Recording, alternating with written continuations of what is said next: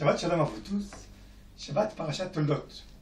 Alors la paracha, elle ouvre avec l'histoire, avec la naissance de Yitzhak. Et la paracha, elle dit comme ça. Ve'el et Toldot Yitzhak ben Avraham. Avraham olid et Yitzhak. Ça veut dire, voilà comment Yitzhak est né.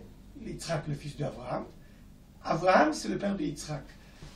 C'est très bizarre, très étrange. Pourquoi on a besoin de dire deux fois que Yitzhak, c'est le fils d'Avraham et Avraham, c'est le père de Yitzhak? C'est clair, c'est la même chose. Alors, le Midrash nous raconte, comme c'est écrit aussi dans la Gemara, que comme Avraham, il était beaucoup d'années avec Sarah, ils n'avaient pas d'enfants.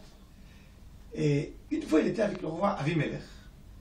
Et tout de suite après, il a un enfant.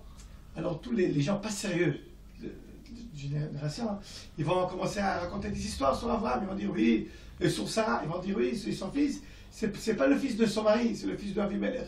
Alors, quand Baruch Hu a fait en sorte qu'il n'y aura pas de doute. Le visage de Yitzhak avait une ressemblance, avait une très bonne ressemblance à son père. Alors, chaque personne qui voyait Yitzhak savait que Yitzhak, c'est le fils de Avraham. C'est très joli. C'est une très bonne explication. Mais il y a aussi une autre explication, qui est aussi citée dans le Midrash.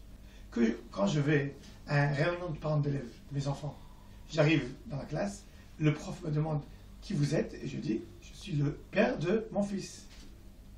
Mais quand mon fils il vient à la synagogue pour me voir, les gens ils lui demandent à mon fils qui vous êtes, et il dit, je suis le fils de mon père. Mon fils est fier de moi, mais moi je suis fier de mon fils. Et dans la paracha, c'est exactement comme ça. Avraham était fier de Yitzhak. Il a senti que Yitzhak, c'est un homme extraordinaire, un grand tzaddik, qui va construire le peuple juif. Mais Yitzhak était très fier de son père qui était complet dans ses actions, dans ses pensées. Et c'est pour ça qu'ils ont dit deux fois, Avraham, elle est Toldot Yitzhak ben Avraham, Avraham olid et Yitzhak. Chacun était fier de l'autre. Mais à part ces explications, qu'est-ce qu'on peut apprendre de ça pour notre vie de tous les jours, notre vie quotidienne? Alors je vais vous dire. Avraham, il ne devait pas avoir d'enfants. Dans les étoiles, c'était écrit qu'il ne va pas avoir des enfants. Dans le monde physique, matériel, c'était écrit qu'il ne va pas avoir des enfants. Et malgré tout, il avait des enfants. Malgré les barrières physiques, médicales, il a pu les trancher et il a eu des enfants. La même chose aussi, les qualités de Yitzhak. Avraham, c'était quelqu'un de complet. Il avait toutes les qualités possibles. Comment c'est possible que les générations après, que normalement les générations ils baissent, que la génération d'après, son fils il va être encore plus complet que lui, parce qu'Avraham était fier de son fils.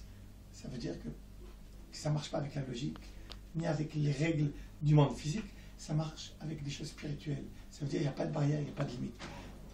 Quand on comprend ça, ça nous donne de la force. Ça nous donne de la force à continuer à faire des bonnes choses, à faire des actions, et à pas avoir peur des limites physiques de ce monde-ci.